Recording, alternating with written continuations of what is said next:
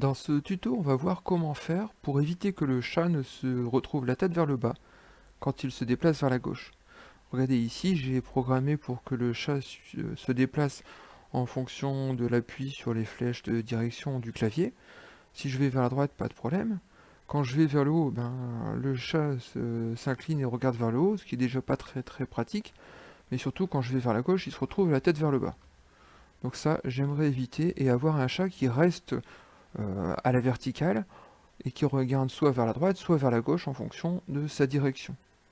Alors pour ça, vous voyez qu'ici on a des petits paramètres sur le lutin, sur sa position, et sur l'affichage ou non du lutin, et surtout la taille, mais surtout la direction.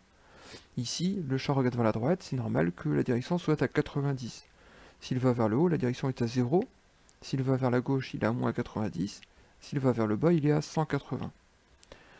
Si je clique sur ce 90, on peut régler manuellement la position, l'orientation du chat. Mais ce qu'on peut faire aussi, c'est ici,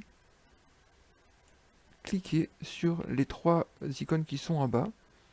Celle qui est à gauche permet au chat de tourner dans toutes les directions. C'est ce qui est sélectionné par défaut. Par contre, celui qui est au milieu ne le permet de regarder que à gauche et à droite par symétrie. Alors voyons un peu ce qui se passe quand je sélectionne ce paramètre. Quand le chat va vers la droite, il reste dirigé vers la droite. Quand il va vers le haut, il reste dirigé également vers la droite. Par contre, quand il va à gauche, regardez, il se retourne.